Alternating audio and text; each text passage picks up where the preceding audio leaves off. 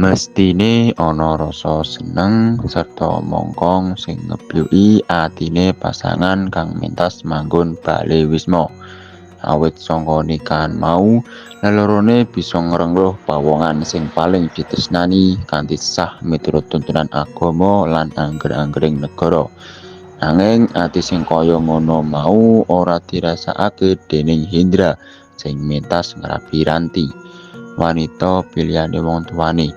Senajan dudu pilihane dhewe, nanging sejatine Hendra wis ngrasa cocok kelawan Ranti. Mula dheweke selak kepingin ngrasakake malam pertama. Tamu-tamu kang ngestani resepsine Hendra Ranti wis akeh sing padha bali. Pahargyan sing dadi seksi nyawijine manungsa sajodo kanggo mecaki dalan urip anyar uga wis purna. Lan ora rinoso wektu terus ngremet. Srengenge kencar-kencar wis angslup ing imbang kulon kaganti jumedhile rembulan. Nanging ing kamare mantan anyar kang rinengga maneka kembang iku suasane kaku. Ranti sing mentas sesandingan karo Hendra ing kuwate babar pisan ora ngatunake praupan sumringah kaya dene manten anyar. Salumrahe dheweke malah nangis sesenggukan, njelari wedake luntur dening tetesing luh. Hendra sing weruh kedadian kaya mangkono mau mung meneng wae.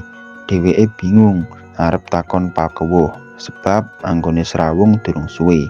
Karok kurang lagi sepisan ketemu terus diresmekake. Sawise meneng-menengan sawentara wektu, sinambi ngenteni Rati mendha tangise, Hendra lagi wani takon. Kanthi isih sesenggukan lan serikutan ngelapi luh kang dilewerana pipine, wanita ayu kuwi mau mangsuli pitakone Hendra. Mas, dajal sing gedhe pangapuramu awit aku durung bisa nresnani sampeyan. Kaya dene wanita kang bisa tresnani guru lakine. Hendra kaget sanalika atine lara banget. Babar pisan ora ngira yen wanita sing mentas direngkuh iku jebul ora tresnani dheweke. Hendra menyat, ngadeg nyawang njaba saka cendela sing lawange sengaja dibuka. Panyawange tumlawung adon menyang jembare langit. Yen sampeyan ora duwe rasa tresna marang aku, ya gene kok gelem tak rabi. Kene yo ora kandha biyen-biyen. Apa ana sing meksa sampeyan? Pitakone Hendra katun yen gelo atine. Hendra tumuleh nyawang Ranti kanthi panyawang tajem sing dipandang mung tumungkul, lambene keder. Iya mas, aku gelem sampeyan pek bojo merga dipaksa dening wong tuaku. Sejatine aku kepengin nulak nalika wong tuaku njodohake aku karo sampeyan. Ananging aku ora wani duwe kekarepan wong tuaku jalaran aku ngerti bapakku duwe gerah jantung. Yen aku nulak kersane, aku semelang gerah jantunge bapakku mat. Aku ora pengin kahanan kang kaya mangkana dumadi, wangsulane Rati. Dadi sampeyan gelem tak pek bojo iki sejatine mung merga kepeksa tanpa linambaran rasa tresna, padhekese Hendra. Ranti mantuk alon. Hendra ambekan landung. Dheweke ora ngluputake Ranti sewutuhe jalaran dheweke uga rumangsa salah. Sebab nalika ditari rapi entuk Ranti dening bapak lan ibune, dheweke terus gelem ngono wae.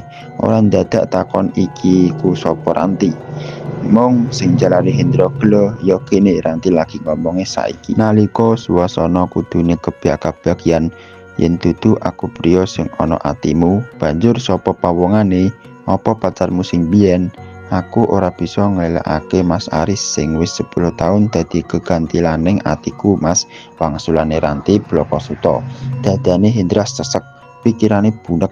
Dheweke kudu ninggalake kamar temanten kuwi kanggo buang rasa kecewa.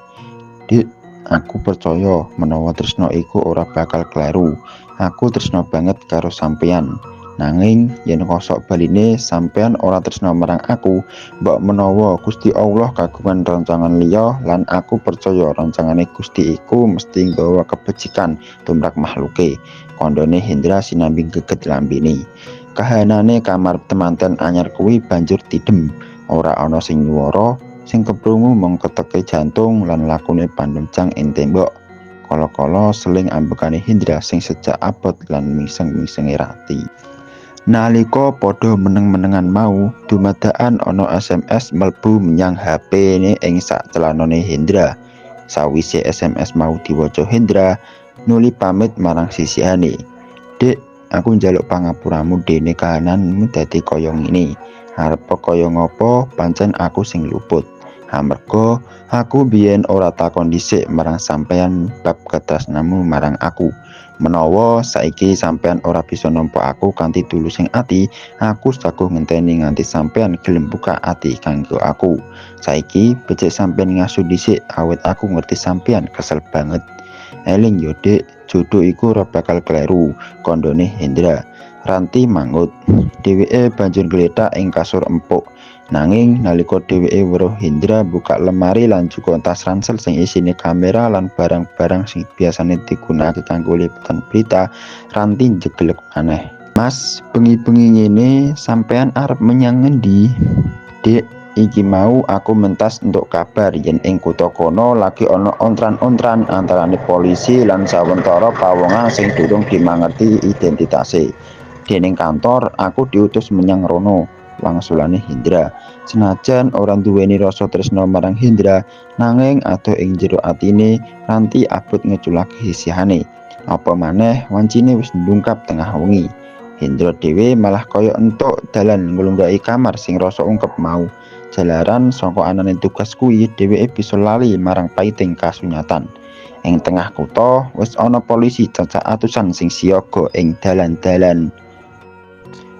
Utamane ana cedhake bangunan sing ketha sing sesuk bakal dieksekusi dening kejaksaan. Ora wetara suwe lan tanpa diduga sadurunge pawongan sing diduga preman iku langsung nguncal polisi nganggo bom molotov. Polisi sing wis siaga gage mbales kanthi nembakake gas air mata.